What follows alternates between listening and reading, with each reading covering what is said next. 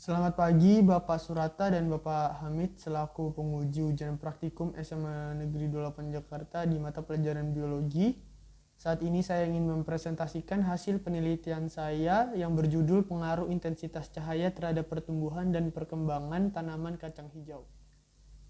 Tujuan saya melakukan praktikum ini adalah untuk mengetahui pengaruh cahaya matahari terhadap pertumbuhan dan perkembangan kacang hijau, serta untuk mengetahui perbedaan pertumbuhan kacang hijau yang mendapatkan cahaya matahari langsung dan yang tidak mendapatkan cahaya matahari. Setelah itu, hipotesis yang saya ambil adalah cahaya dapat mempengaruhi pertumbuhan dan perkembangan kacang hijau. Dan satunya, cahaya tidak mempengaruhi pertumbuhan dan perkembangan kacang hijau. Populasi dan sampel penelitiannya, populasi kacang hijau dan sampelnya 5 kacang hijau pada perlakuan cahaya gelap, 5 kacang hijau pada perlakuan cahaya remang-remang, dan 5 kacang hijau pada perlakuan cahaya terang atau di luar ruangan. Tempat dan waktu penelitiannya adalah di rumah dan waktunya 5 Februari sampai 11 Februari 2021 dengan jangka waktu 6 hari.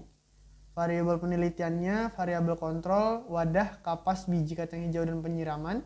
Variabel bebasnya adalah intensitas cahaya dan variabel terikatnya adalah morfologi kacang hijau.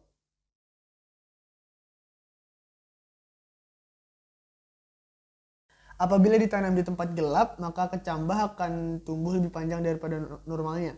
Peristiwa itu terjadi karena ada pengaruh fitohormon. Salah satunya adalah hormon auksin.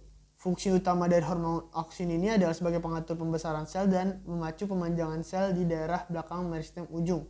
Nah, hormon ini peka terhadap cahaya matahari. Jika terkena cahaya matahari, hormon ini akan terurai dan rusak. Pada keadaan yang gelap, hormon auksin ini tidak terurai sehingga akan terus memacu pemanjangan batang.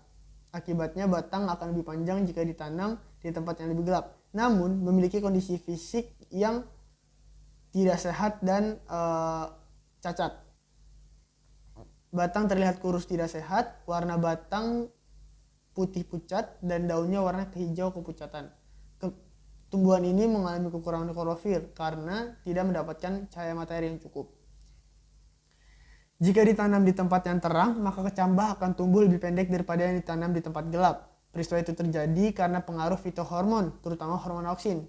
Seperti yang telah dijelaskan tadi, hormon auksin ini akan terurai dan rusak sehingga laju pertambahan tinggi tanaman tidak terlalu cepat. Akibatnya batang tanaman akan lebih pendek. Namun kondisi fisiknya itu sehat, subur, batang terlihat gemuk, daunnya terlihat hijau segar dan memiliki cukup klorofil. Tanaman di tempat remang-remang merupakan titik tengah di antara tanaman yang di tempat gelap maupun tempat terang. Hormon auksin pada tanaman ini tidaklah rusak sepenuhnya karena tidak terkena cahaya matahari, namun terkena cahaya lampu. Walaupun begitu, daun batangnya terlihat memiliki kualitas yang lebih baik dibandingkan dengan yang diletakkan di tanaman yang gelap. Hal ini dikarenakan tumbuhan masih bisa memperoleh klorofil lebih banyak dibandingkan yang berada di tempat gelap, karena masih mendapatkan sinar matahari sedikit dan ada tambahan dari cahaya lampu. Kesimpulan dari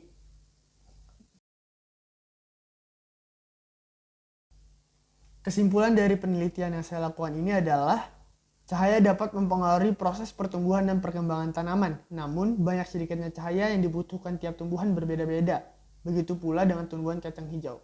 Tanaman yang terletak di tempat gelap akan mengalami pertumbuhan yang sangat cepat atau etiolasi, namun perkembangannya buruk. Hal ini dikarenakan hormon auksin dalam tanaman bekerja maksimal, tidak rusak akibat matahari. Namun, tumbuhan sulit menghasilkan klorofil akibat dari kurangnya cahaya matahari. Sebaliknya, tanaman yang diletakkan di tempat terang akan mengalami pertumbuhan yang lambat, namun perkembangannya sangat baik. Hal ini dikarenakan tanaman mendapatkan cahaya matahari yang cukup untuk melakukan fotosintesis. Namun, hormon auksinnya rusak dikarenakan hormon tersebut sensitif terhadap cahaya. Sekian hasil penelitian yang dapat saya sampaikan. Mohon maaf jika ada kesalahan dan terima kasih.